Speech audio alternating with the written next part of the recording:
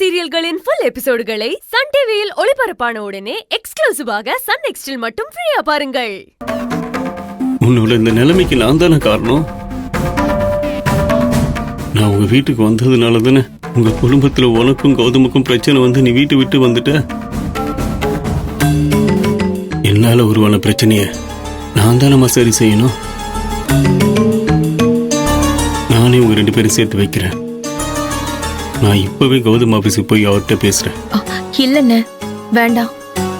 நீ எங்க போனா மறுபடியும் அவங்க உன்னை அவமானப்படுத்துவாங்க. எனக்கு அது சுத்தமா பிடிக்காது. அது மட்டும் இல்லண்ணே, என்னோட அன்புல உண்மை இருக்குன்னு அவருக்கு எப்ப தெரியுதோ அப்ப தெரியட்டும்.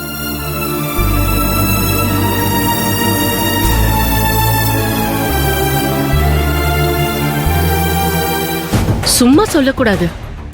இவரும் நல்லாவே நடிக்கிறாரு. ஒண்ணு உழைக்க தெரியணும், இல்லன்னா நடிக்க தெரியணும்.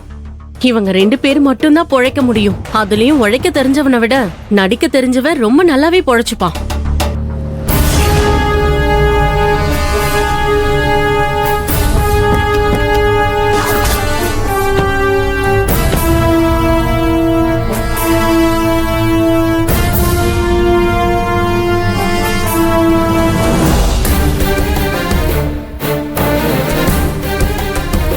திவ்யாவை சமாதானப்படுத்தி வீட்டுக்கு கூட்டிட்டு போக வந்திருக்காங்கன்னு நினைக்கிறேன். விட்டுறக்கூடாது. திவ்யா, திவ்யா. ஆம் திவ்யா, உன்னை கூட்டிட்டு போகிறதுக்காக புவனேஸ்வரியும் சரண்யாவும் வந்திருக்காங்க.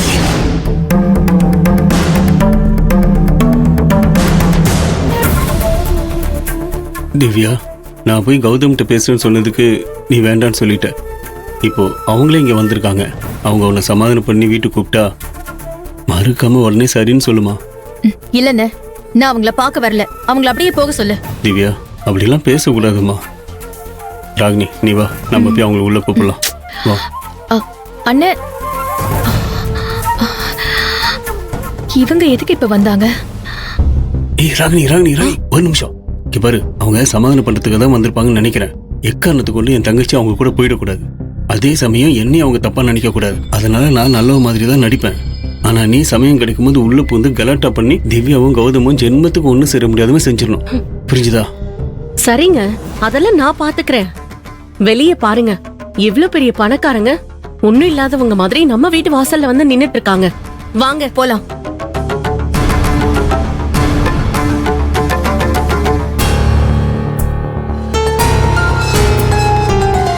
அத்த, அத்த, உள்ள வாங்க. வாங்க, உள்ள வாங்க.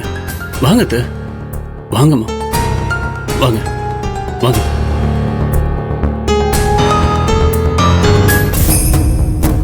வாங்க, வாங்க சார்,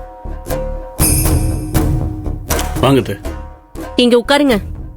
நாங்க போய் திவ்யாவை சமாதானப்படுத்தி கூட்டிட்டு வரோம். என்னங்க நிக்கிறீங்க? நான் மட்டும் போய் கூப்பிட்டா உங்க தங்கச்சி வரமாட்டா. இவங்களாம் அவளை கொஞ்சமாவ அவமானப்படுத்தி இருக்காங்க.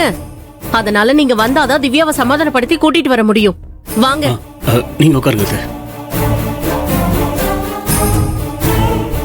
சரண்யா, நான் சொன்னதெல்லாம் ஞாபகம் இருக்கட்டும். என்ன நடந்தாலும் சரி, எப்படியாவது தர்ஷினிய திவ்யா கிட்ட இருந்து பிரிச்சு நம்ம வீட்டுக்கு கூட்டிட்டு போய் ஆகணும். நல்லா ஞாபகம் இருக்குத. விடுங்க, நான் பாத்துக்கிறேன். அது சரி அத்தை, நீங்க இதுக்கு வீட்டுல வந்து நின்னுட்டு இருக்கீங்க. உட்காருங்க, கெத்தா உட்காருங்க.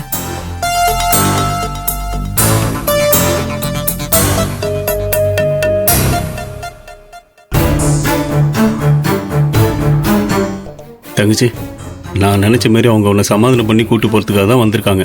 வா, வந்து பேசுமா. நான் எதுக்கு வந்து பேசணும்? அவங்களா நம்மள வீட்டை விட்டு வெளியே துரத்துவாங்க, அப்புறம் சமாதானம் பண்ண வருவாங்க. நான் பின்னாடியே போகணுமா? என்னாலெல்லாம் வர முடியாது. அவங்க மூஞ்ச பார்க்கவே எனக்கு பிடிக்கலண்ணே. தங்கச்சி, என்னம்மா அப்படிலாம் சொல்லாத. நீ உன் புருஷன்கிட்ட சண்டை போட்டு வந்துட்டேன்னு நான் கவலைப்பட்டுக்கிட்டே இருந்தேன். இப்போ ஆண்டவனா பார்த்து அவங்க 2 பேரும் இங்க அனுப்பி வச்சிருக்காங்க. நீ சும்மா வந்து நில்லு, அவங்க கிட்ட நாங்க பேசிக்கிறோம். இல்ல வேண்டாம், அவங்கள போக சொல்லுங்க. எனக்கு அவங்கள பார்க்க பிடிக்கல. திவ்யா, எதுக்கு பயப்படுற? மறுபடியும் அவங்க உன்னை அவமானப்படுத்துவாங்கன்னு நினைக்கிறியா? பயமா? நான் எதுக்காக பயப்படணும்? எனக்கெல்லாம் ஒண்ணும் பயம் இல்ல. வரேன். எதுக்காக வந்திருக்காங்கன்னு கேக்குறேன். அவங்க மட்டும் ஏதாவது ஏடகுடமா பேசினாங்க இருக்கு அவங்க 2 பேருக்கும். மம்மி நாங்க ஹோம்ஒர்க் முடிச்சிட்டோம். ஆ, தர்ஷினி, பூஜா, நீங்க 2 பேரும் வெளியே வரக்கூடாது. நீங்க உள்ளேயே இருங்க, சரியா?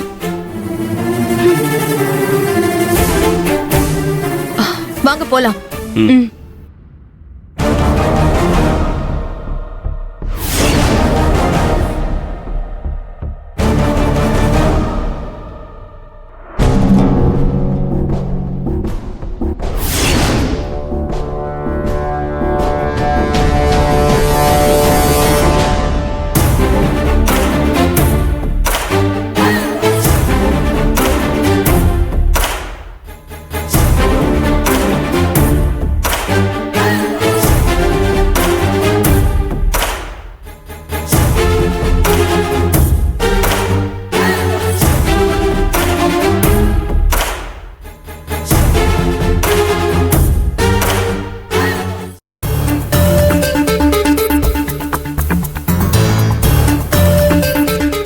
திவ்யாவை சமாதானப்படுத்தணும்னு வந்துட்டு 2 பேரும் அமைதியாவே இருக்கீங்க.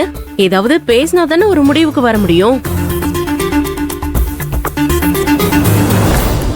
அத்தை, ஏதோ நடந்துருச்சு. நீங்க தான் பெரிய மனசு பண்ணி என் தங்கச்சியை மன்னிச்சு ஏத்துக்கணும். நாங்க ஒன்னும் திவ்யாவை கூட்டிட்டு போகிறதுக்காக வரல, தர்ஷினியை கூட்டிட்டு போலாம் தான் வந்தோம்.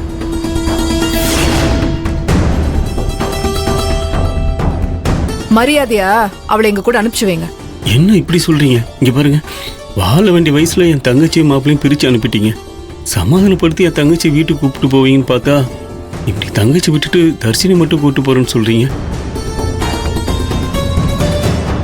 இது என்ன அநியாயம்?